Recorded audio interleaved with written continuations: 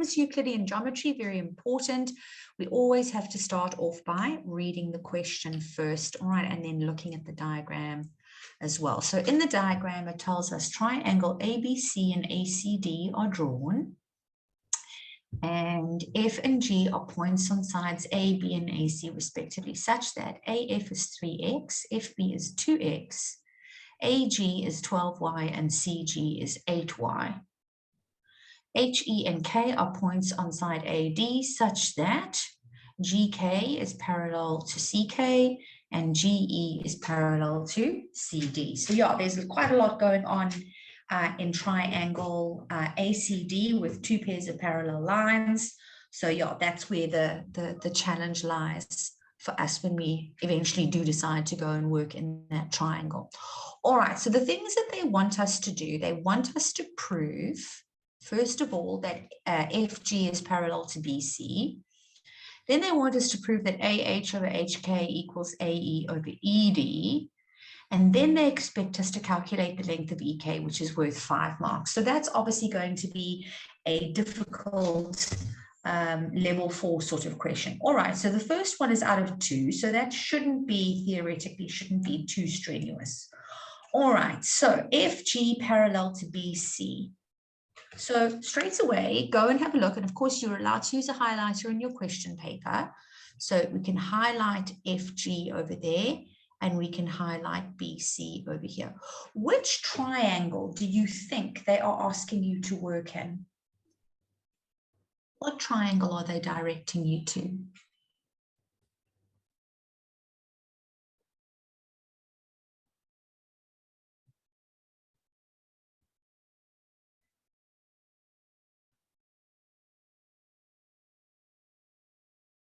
That's it, Tyler, quite right. Okay, so they are directing you to triangle ABC.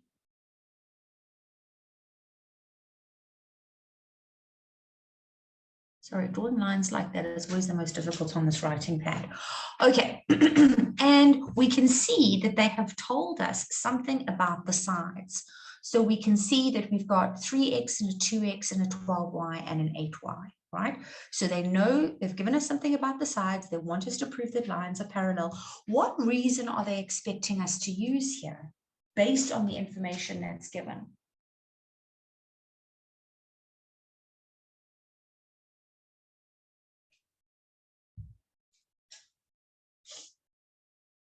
Does anybody know?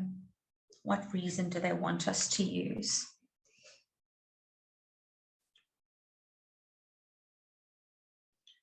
Yes, but it's not just proportionality intercept theorem. Okay, because proportionality intercept theorem doesn't prove that lines are parallel to one another. It's the converse that proves it. Okay, so they want us to use converse proportionality intercept theorem. Okay, to prove that lines are parallel. So the way it works is like this. If you've got a triangle and you've got one side that's parallel to the third side of the triangle, because that side is parallel to the third side of the triangle, because that line is parallel to the third side of the triangle, it means that it cuts the remaining sides into the same proportion.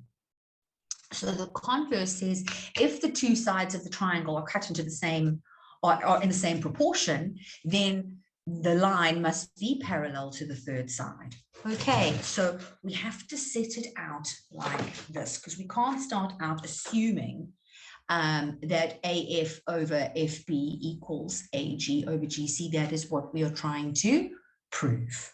So we set it out like this. We say that in 4.1.1, we write down what AF over FB equals. So AF over FB is 3x over 2x, which gives us 3 over 2. Then we write down that AG over GC is equal to 12y over 8y, which also happens to be 3 over 2. So what this means for us matrix is that AF over FB is equal to AG over GC. So now we may deduce that FG is parallel to BC, and our reason, converse, proportionality, intercept theorem. Okay. Does that make sense to everybody?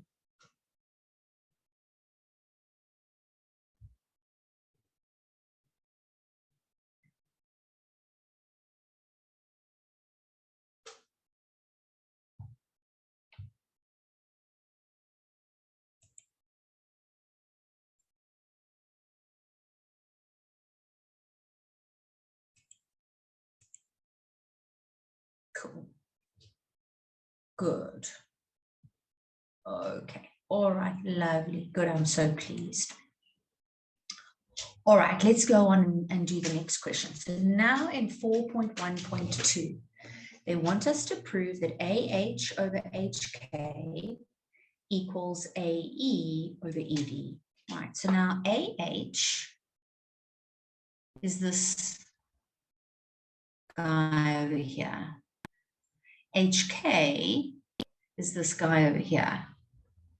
AE is this side over there, AE, and ED is going to be that remaining bit there as well. Okay, so ED is this bit over here. All right, so it's all the same side in another triangle. All right, so now we need to find some kind of, out of 3 marks, we need to find some kind of connection. So what triangle are they directing our attention to?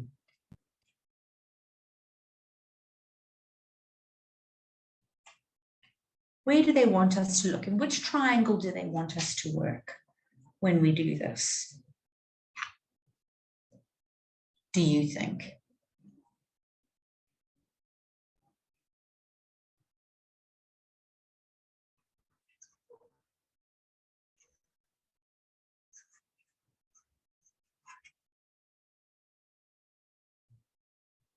So if you look at AH and HK,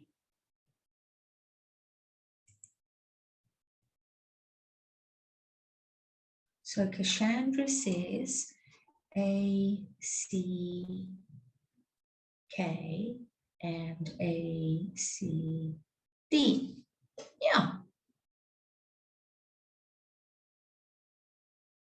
Okay, so they want us to work in triangle ACD, absolutely. But what we can see is that because there's 2 pairs of parallel lines, right, that means that there are 2 triangles that we could work in. All right, so as you had said, Cassandra, either we can work in ACD or we can work in ACK. Right, 100%. Perfect, perfect, perfect. So normally in maths, when we prove that 2 things are equal to one another, well, one of the things that we can do is that we can prove that they're both equal to the same thing. So in other words, if I say that angle V1 is equal to X and angle B is equal to X, I can deduce that V1 and B are equal because they are both equal to X. So what does AH over HK equal? What does AH over HK equal?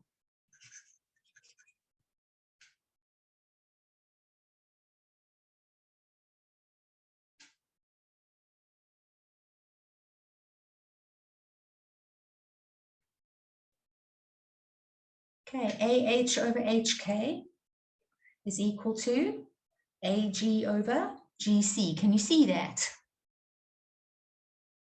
Okay, so in 4.1.2, we can say that AH over HK, so I've drawn the triangle in blue, GH is the line that is parallel to the third side of the triangle, CK, and it cuts the remaining 2 sides into the same proportions. So AH over HK equals AG over GC. Okay, our reason for this, proportionality intercept theorem. we must not forget to name the parallel lines. So in this case, it is because GH is parallel to CK. Now, if we can prove that AE over ED is also equal to AG over GC, then we've answered the question, haven't we? Because if we can prove that two things are equal to the same thing, then we have proved that they are equal to one another. So what does AE over ED equal? So AE over ED. So now GH is the side or a line that is parallel to the third side of the triangle. So here we can state that AE over ED is equal to AG over GC. When we work in the pink triangle, ACD. Right, so again, this is because of proportionality intercept theorem. Now it is GE that is parallel to CD. So I'm just going to move that down a little bit. So here, if they are equal to the same thing, then it means they are equal to one another. So that means that AH over HK is equal to AE over ED. Okay, are we all good with that? Is that making sense to everybody?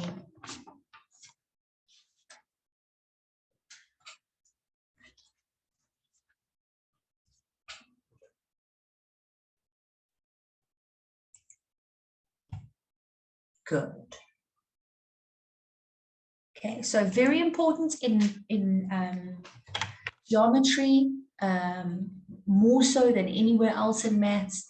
Everything that we do leads us to the next thing that we need to do. Okay, so all the things that you've been able to prove help you to answer the next questions. So every time you attempt a new question in that section, ask yourself, well, what have I already proved? What information do I already have? How can I use that to help me answer the next question? All right.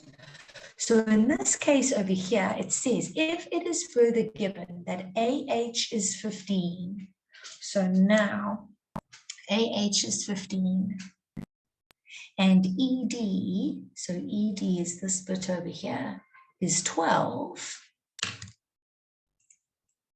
calculate the length of EK. Right, so EK is this tiny little bit over here. There's EK.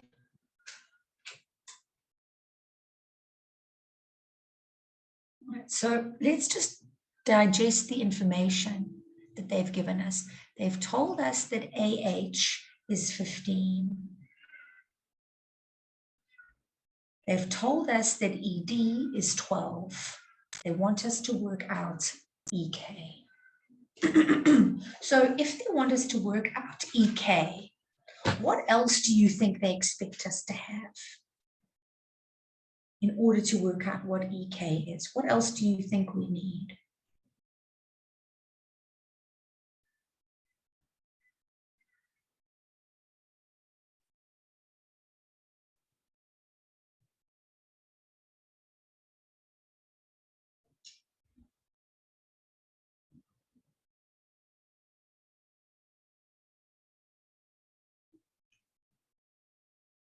KD.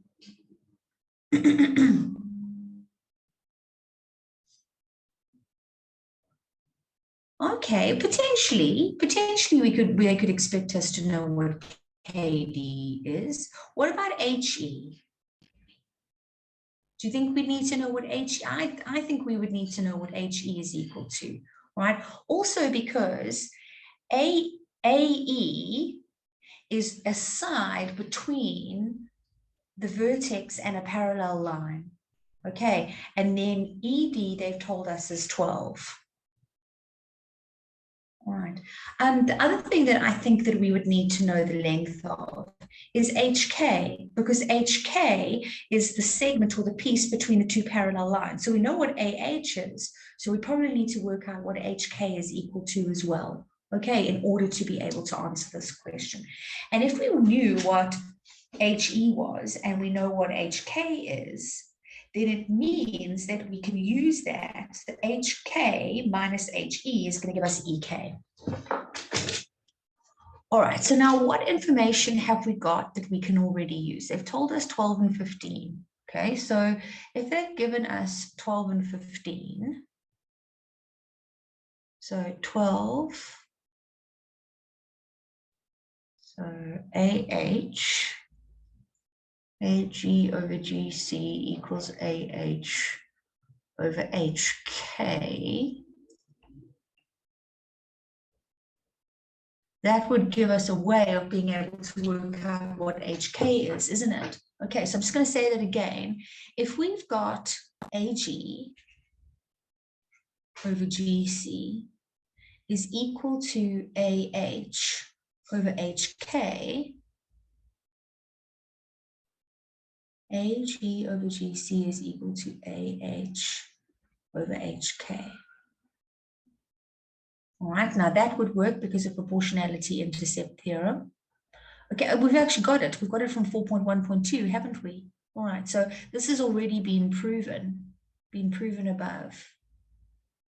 Let's go and substitute into this, okay? We know that AG is 12. Just going to move it down a bit. We know that GC is 8. We know that AH is 15. They gave that to us. So that means that we can use that proportion to work out what HK is equal to. So 12 HK, I'm cross multiplying, is equal to 8 times 15. So 8 times 15 divided by 12 leaves us with 10. HK is 10. Okay, so now we've got this bit that is between parallel lines. If we can work out what HE equals, then we can take HE away from HK to get EK. Does that make sense to everybody?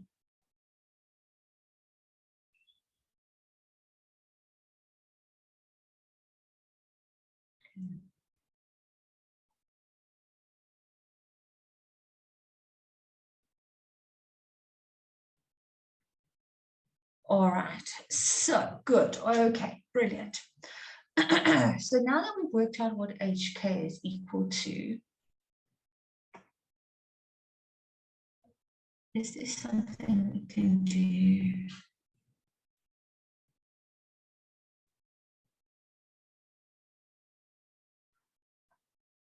It's fine. That's not a problem, Cassandra. Just because you did it differently doesn't mean that you've got.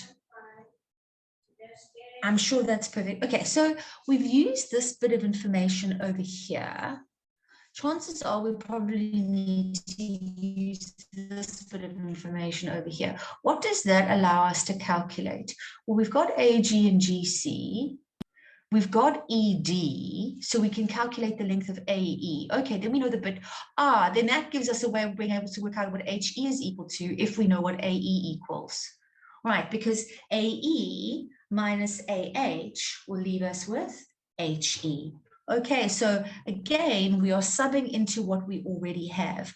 We've got from 4.1.2, we've proved that AE over ED was equal to AG over GC. We've proved that in 4.1.2. We can work out what AE equals. Let me just move this down. So we can work out what AE equals by subbing in. So, wrong pen. Okay, so AE over ED is 12. AG is 12, and that is 8. So we can cross multiply. So 8 AE is equal to 12 times 12, and that means that AE will be equal to 18. Does that make sense to everybody? So now we know what AE equals. The whole thing is 18. So HE is 18 minus 15, which is 3. HE is 18, AE minus 15, which is AH. And now that we know what HK is equal to, we can work out EK, because EK is HK minus HE. HK minus HE. So that's going to be 10 minus 3, and we would end up with 7 as our answer. Okay, does that make sense to everybody?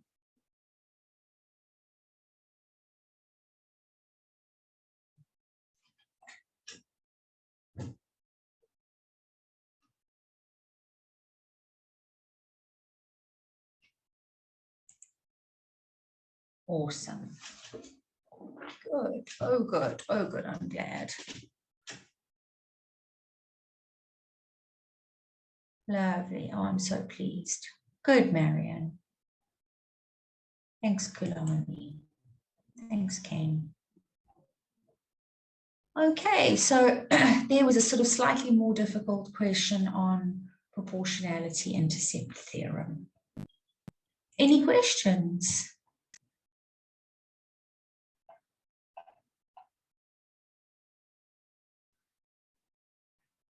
All okay. All right. Let's jump straight into the next question. All right, I like this question a lot. Okay, so what's nice about this is it brings in a little bit of the grade 11 circle geometry, and it also brings together similarity, which is a grade 12 concept. Okay, so first things first, let's read the question. It says to us in the diagram, LK is the diameter of the circle with center P. RNS is a tangent to the circle at N, and T is a point on NK, and TP is perpendicular to KL.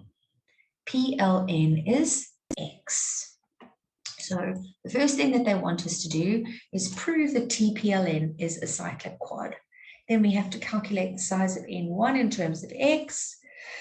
Then we have to prove that there are two triangles that are similar to one another. And then there's a bit of a more difficult problem solving question out of 5 marks at the end. Okay, so now let's get started on prove that TPLN is a cyclic quad. So tell me, Matrix, how do you prove that a quad is cyclic?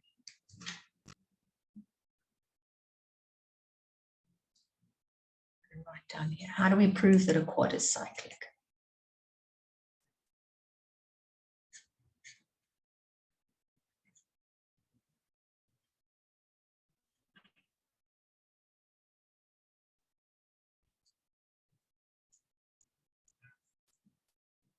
There are 3 ways. Okay, so it's got to be converse, correct, Tyler? Converse. Converse angles in the same segment. That's one way. Second way.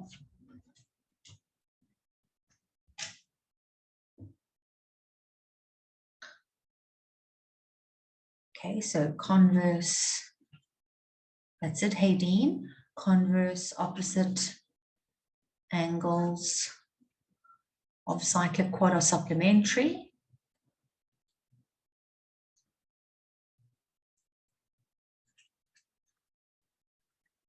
Okay, so in other words, they add up to 180.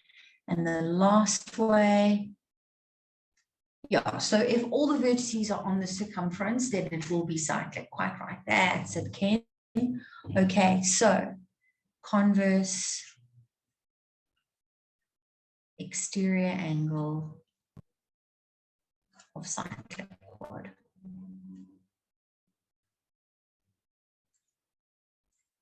All right, so very, very important that we know this?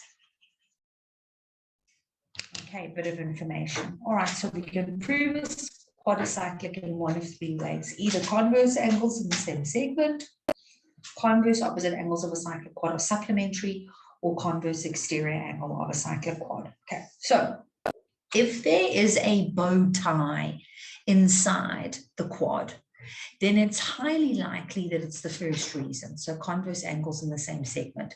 If there is no bow tie inside the quad, then we cannot use converse angles in the same segment. So we'd have to consider either one of the other two. All right. What I always teach my grade 11s and my matrics is go with converse angles in the same segment first if there's a bow tie. If there's no bow tie, go with converse exterior angle of a cyclic quad first. And then try and use converse opposite angles of a cyclic quad or supplementary as your last reason. Okay, generally speaking. Okay, let's just highlight TPLN and see if there's maybe something that's super obvious here. Okay, so TPLN.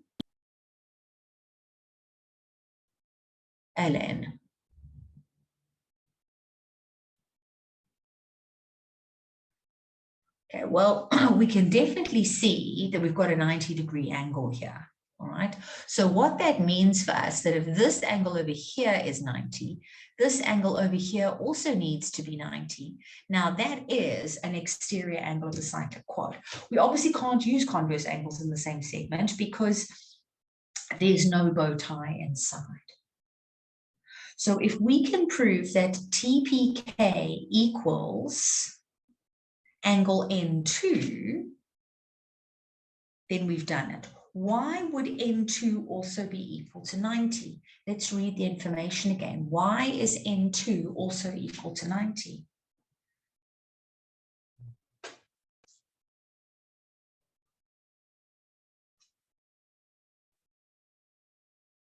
Why does N2 equal 90, Matrix?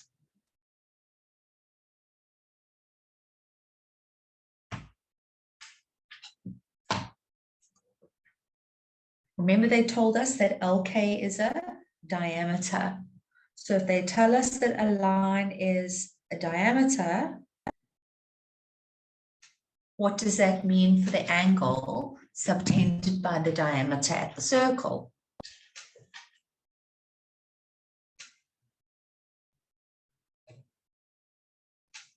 Remember, they told us that LK is a diameter. So the diameter subtends a right angle at the circle. So in other words, this angle over here also has to be 90 because of angle in the semicircle. Does that make sense to everybody? So actually, either of these two, converse opposite angles of a cyclic quad are supplementary, or converse exterior angle of a cyclic quad would work in both these situations. Okay, let's pretend that we don't want to be bothered with the exterior angle of the cyclic quad. We don't have to be. So here, what we would do is this. We would state that angle LPT is equal to 90. So angle LPT equals 90. And this is something that we were given. We were told that TP is perpendicular to LK. We can then say that N2 is equal to 90 because of angle in a semicircle. So if we take LPT and we add N2, we would end up with 90 plus 90, which gives us 180. So therefore, what did they call it? TPLN. So therefore, TPLN is cyclic, and our reason, converse opposite angles of cyclic quad are supplementary. Okay, so they add up to 180. Okay, everybody good with that? 3.1. How many marks? 3 marks.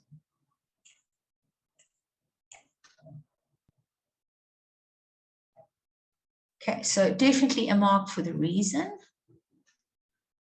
Definitely a mark for showing that they add up to 180, and then I would say there would have to be a statement reason mark there as well. Okay. Okay, so that is proving TPLN is cyclic. Now, they want us to determine the size of N1 in terms of X. So N1 is this angle over here. And remember, SNR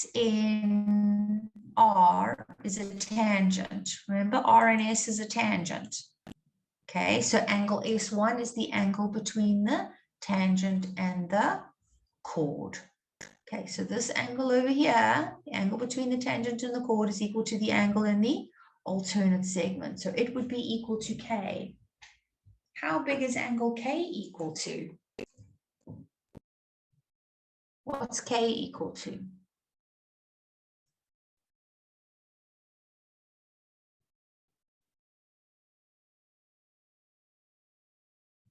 Remember?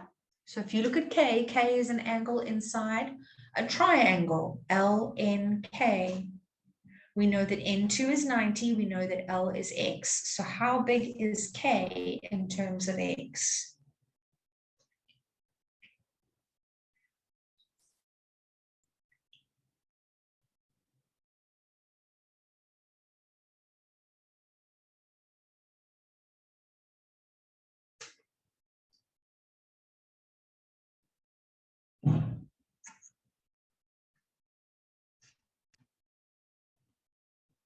That's it, Marion. Well done. Good job. Okay, so K would be equal to 90 minus X. Lovely. Okay, angle, sum, and triangle. Okay, the angles of a triangle add up to 180 degrees. All right, now we can conclude that N1 is also equal to 90 minus X because of tan chord theorem. Okay. Everybody happy with that?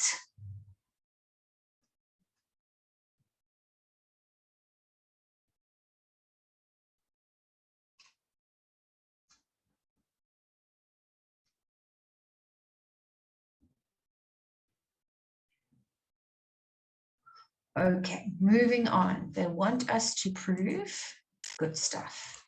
Okay, they want us to prove, sorry, yes, prove the triangle KTP. So KTP is this one over here. I'm going to highlight it in yellow. Here's KTP. So KTP is similar to triangle KLN. Okay, so now KLN is the big one. Okay, so KLN is this one.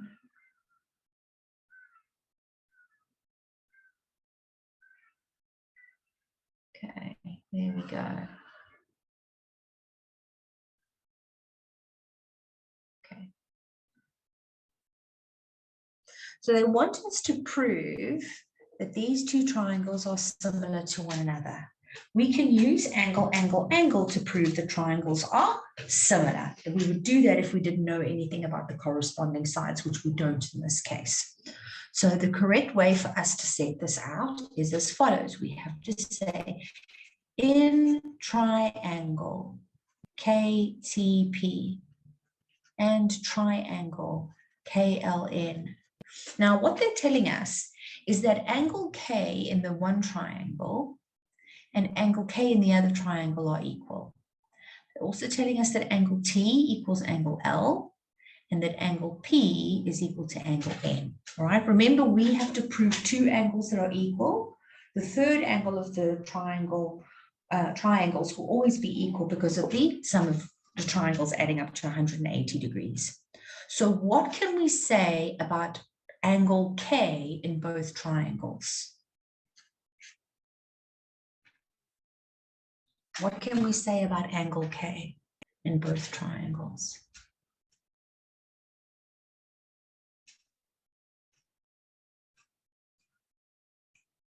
It's common, absolutely. Lovely, well done. Okay, so K is common to both. All right, so K is in the one triangle and it is inside the other triangle as well. Good. What else is equal? Remember, we know that N2 is 90. What angle inside the yellow triangle is also 90? Oh, excuse me. Okay, exactly, angle P. So TPK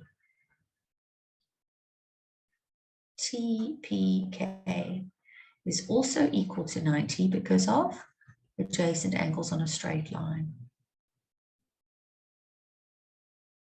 Oopsie. All right, so we know that N2 is 90. And again, we've proved that above. Okay, here, when we said angle in a semicircle.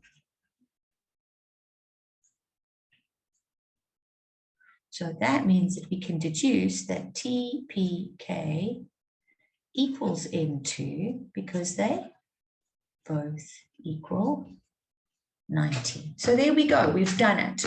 Right, so that means that the remaining angle, which in the one triangle would be T2,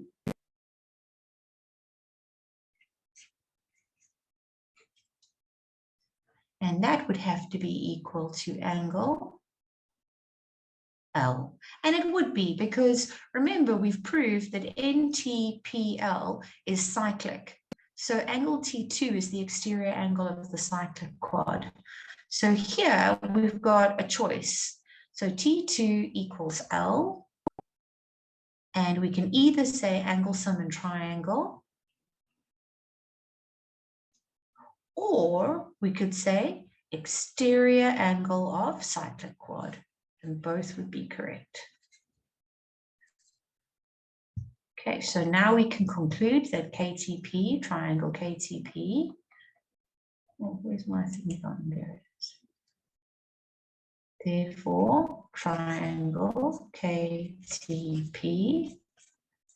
is similar to triangle KLN. Angle, angle, angle. Okay. Now remember, you cannot use angle sum and triangle or remaining angle of triangle or third angle in triangle. You cannot use that as either of your first two reasons. Okay, so you cannot use it as reason number one, reason number two. It can only be used as reason number three. If you use it before that, then essentially it would be not proved. Okay, what you were trying to do would be considered not proved. So yeah, very important that you don't use it too early. Okay, so as we had said, this was out of 3 marks. Okay, so K is common. These guys are equal, and those guys are equal. Alrighty. So now for the last one. So KT, let's, oopsie, just rub these sides out. It becomes a bit difficult to see everything that's going on here. Okay, KT times KN. So KT is this side over here. So KT times Kn is equal to 2KT squared. So KT squared is this side minus 2TP squared. So there's 2P over there. Okay, so now you know that triangle PTK is a right angle triangle. Okay, so triangle TPK is right angled. Because it's right angled, what theorem can we apply to it?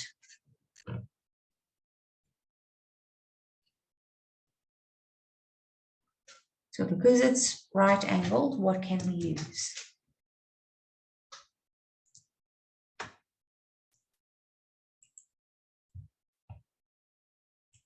What theorem can we apply to right angled triangles when it comes to the lengths of sides?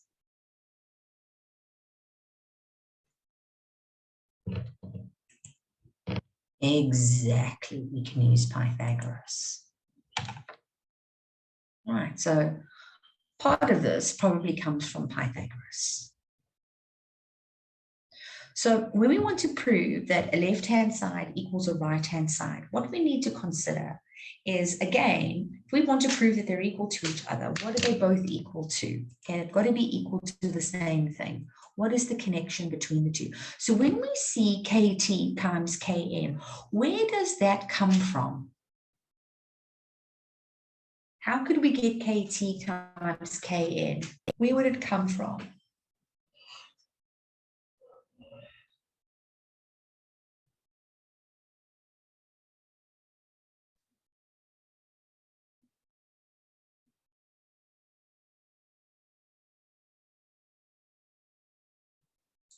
KT times KN comes from a proportion. Okay, so where we've written the corresponding sides in proportion and then we've cross multiplied. That's the only way we can get KT times KN, right? So look here, we've just proved that these triangles are similar. So let's use what we've got, all right?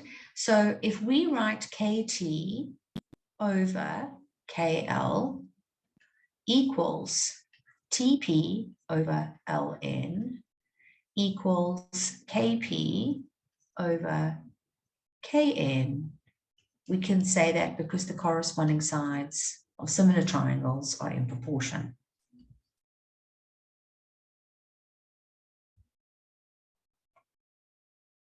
Okay, we want KT and KN. Here's KT, here's KN. So now we are focusing on first and last. So KT over KL is equal to KP over KN. And now if we cross multiply, so cross multiply this guy and this guy, we can get KT times KN. All right, so this gives us KT times KN, and it is equal to KP times KL when we cross multiply.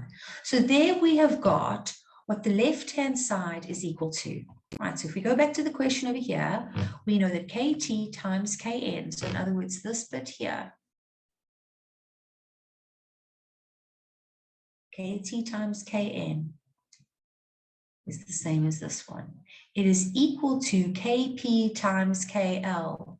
Okay, so this is equal to KP times KL. So now we say to ourselves, why is 2 KT squared times 2 TP squared? Why is it equal to KP times KL? What's the connection here? Where do we think 2 KT squared minus 2 TP squared comes from? Does that come from a proportion, or does it come from something else?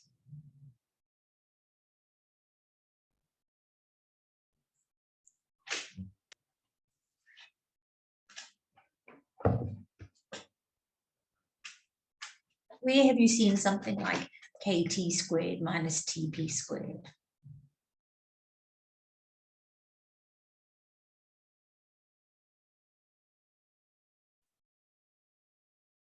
It's something that you've seen before.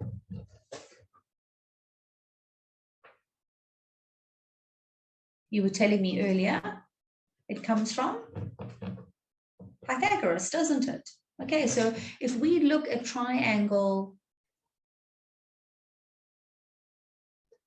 TPK, KT squared is the hypotenuse minus TP squared, right, is PK squared. Okay, so we could say that pk squared,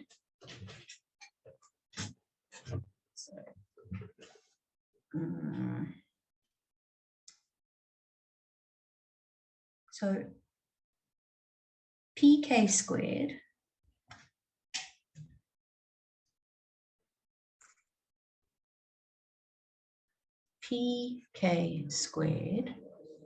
plus TP squared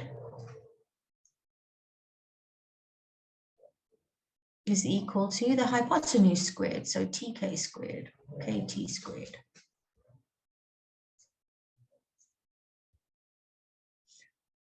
What I could do is I could times everything by 2. So if I times that term by 2, I can times that term by 2, I can times that term by 2.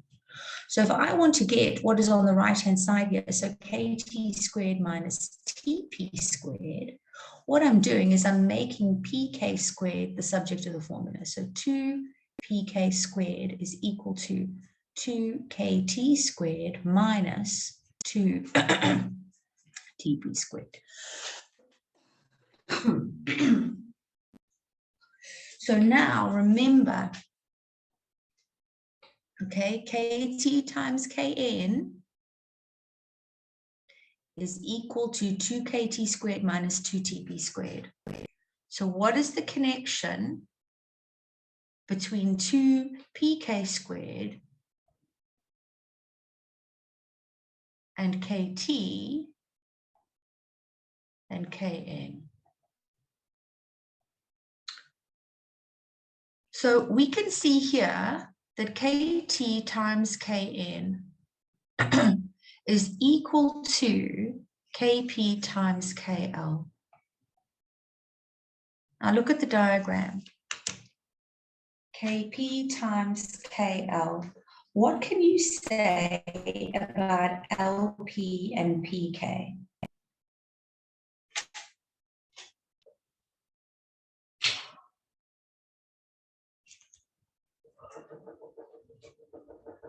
What can you say about LP and PK? They are?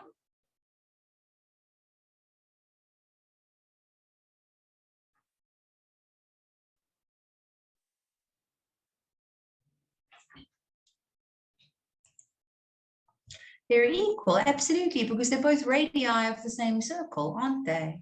They're radii of the same circle. So let's just clear some space here because I want to write below. I want to go and write all over the place. I'm just going to get rid of all of this.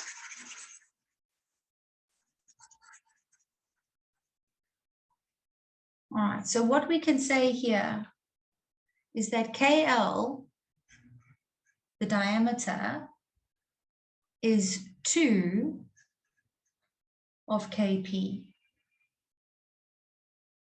So that means that KT times KN, the left-hand side over here, is equal to KP times 2KP. Okay, so remember 2KP is KL. So I'm substituting. So here I get 2KP squared. And what's 2KP squared equal to? Look here. It's equal to 2KT squared minus TP squared. All right, so now based on this equation over here, so KT times KN is 2KP squared, and here 2KP squared is 2KT squared minus 2TP squared. I can now deduce that because both KT times KN and 2KT squared minus 2TP squared, because they're both equal to 2KP squared, they must be equal to each other. Okay, so therefore, KT times KN is equal to 2KT squared minus 2TP squared. Okay. Does that make sense to everybody?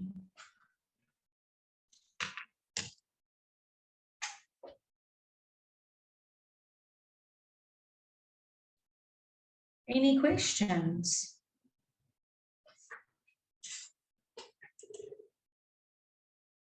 It was Kulani. It was challenging. Okay, so it's important that we recognize how the things that we see, how they are created. So the only way we can see KT times KN, it has to come from a proportion statement. So it has to come from something like this. Okay, so we've just proved the triangles that are similar to one another, so write the proportion statement. Right, when we see something like 2kt squared minus 2tp squared, that smacks of Pythagoras. They've just doubled everything. Okay, so then we've got to ask ourselves, well, where does this come from? What is it equal to? And then try and find the connection between the two. So really what this entire question hinged on was seeing that LP and PK were equal to each other. Okay, that's really what it was.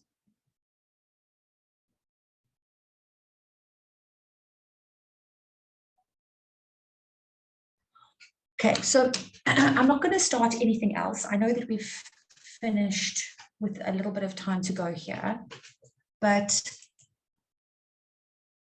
yes, with pleasure, Marion. There's the diagram.